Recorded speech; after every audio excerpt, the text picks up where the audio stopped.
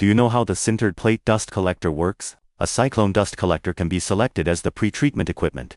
When the dusty gas is drawn in by the fan, it enters the Cyclone dust collector tangentially. It rotates downward along the cylinder. The rotational inertia generates a centrifugal force. When it reaches the bottom, the large particle dust is separated from the gas. The cylinder is lined with wear-resistant materials, which can filter high-hardness dust.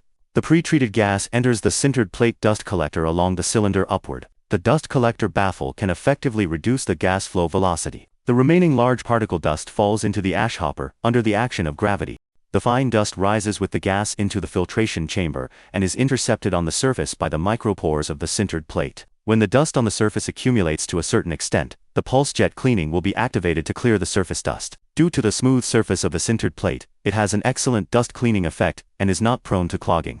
The sintered plate is made by sintering various high molecular materials and is coated with a PTFE layer on the surface. Its service life can reach 10 years. Compared with traditional bag dust collectors, it has higher filtration accuracy, smaller floor space, and faster temperature rise. It is suitable for the treatment of dust containing water and oil.